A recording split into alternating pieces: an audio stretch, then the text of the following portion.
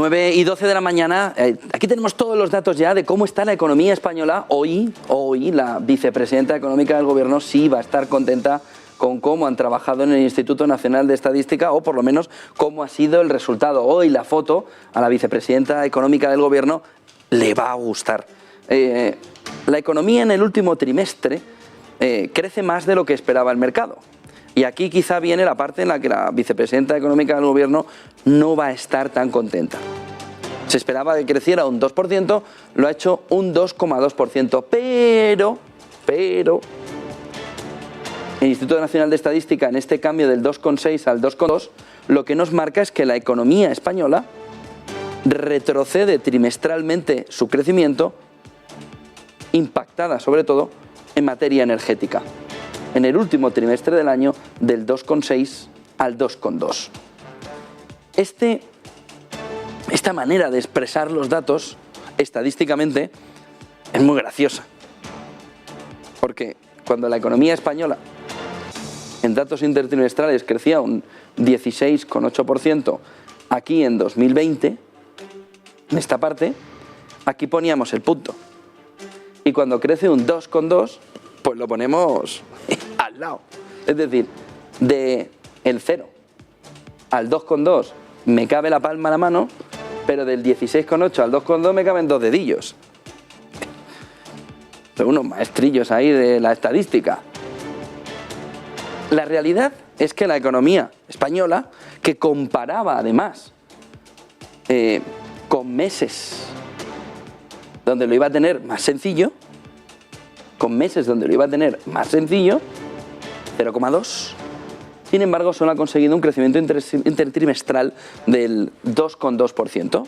Es decir, ha aportado mucho la comparación para el dato interanual de más del 5% de crecimiento de la economía española, pero no ha aportado tanto porque en la comparación, en el dato intertrimestral, la economía española está muy tocada. Es decir, aquí ponemos el dato del 2,2, pero debería estar al menos aquí. Entonces, aquí hay una parte visual muy bien tratada, ¿no?, por parte de quienes hacen la nota de prensa, que nos hace acercarnos mucho a que el 2,2 y el 16,8 es más o menos lo mismo, pero no lo es. 2,2 es el crecimiento intertrimestral. A partir de aquí, ¿qué se puede ver en los datos por dentro de cómo está la economía española? ¿Cómo está funcionando? ¿Cuáles son las claves? ¿Qué está afectado? ¿Qué está tirando? ¿Qué no está tirando? Este es el cuadro estadístico clave para ver las entrañas, cómo funciona el sistema, qué le está pasando, quién gasta, quién invierte, quién no invierte. En el último trimestre, el cuarto trimestre de 2021, el gasto en consumo final fue del 0,6%. Es decir, la parte de ese gasto en consumo final que hacían hogares, 1,5%, empresas, menos 0,8%, y administraciones públicas, menos 1,6%, no está en la parte que esté empujando al conjunto de la economía.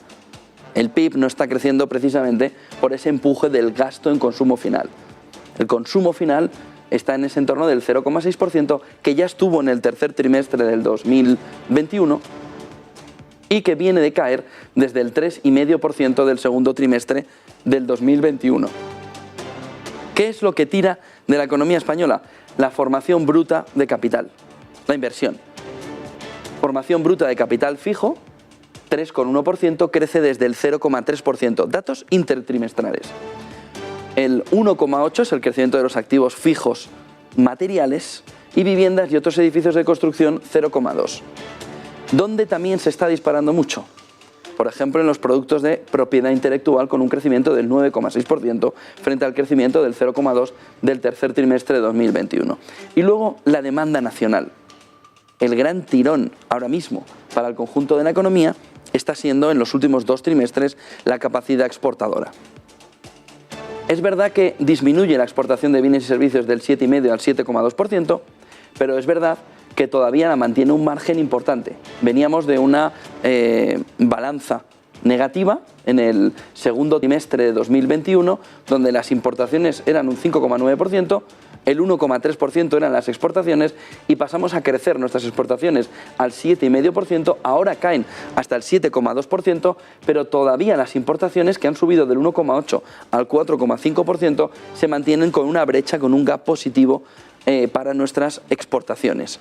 A partir de aquí es clave también ver en los datos que está presentando el Instituto Nacional de Estadística, ver el dato interanual, Producto Interior Bruto, que en tasa interanual al final lo cierra en el 5,5%. 5,5% frente al 5,2% que esperaba el mercado y que además viene del 3,5% del tercer trimestre en dato interanual que vimos en el tercer trimestre de 2021 y viene de recuperar esa caída del 17,8% al 3,5% que tuvo el conjunto de la economía. Viene también este 5,5% impulsado de la caída del 8,8% que hubo en el último trimestre de 2020. En la comparación, cuarto trimestre de 2020, cuarto trimestre de 2021, viene desde el menos 8,8% a conseguir hacia arriba un 5,5%, en un movimiento en el que mejora la tasa interanual, mejor de lo que se esperaba, mejora la tasa intertrimestral, mejor de lo que se esperaba, pero no deja de ser un retroceso frente al anterior trimestre. Datos de la economía española que nos señalan que las exportaciones, por un lado, son clave para mantener el crecimiento y que la inversión es clave, y por eso es clave que lleguen los fondos europeos de Europa para que las empresas sigan invirtiendo y continúe creciendo el Producto Interior Bruto. Si solo fuera en el gasto final, las empresas estarían retrayendo ya la inversión, porque el gasto final de los consumidores sigue muy languideciente. Está todavía en una situación bastante débil. Fíjense, como último detalle, volviendo a ese dato del gasto final, que es del 0,6%, sin conseguir recuperar. Comparen, por ejemplo, con el momento de salida del coronavirus, en el que el gasto en consumo final fue del 14,9%. A partir de ahí, caída del menos 0,2, caída del menos 1,6, subida al 3,5 y luego mantenimiento en el 0,6%, que refleja que sin los fondos europeos, gran parte de la inversión, sobre todo en capital fijo, podría no estar haciéndose. Se podrían hacer o se pueden hacer con la perspectiva de esos fondos europeos, pero no del gasto final de los consumidores.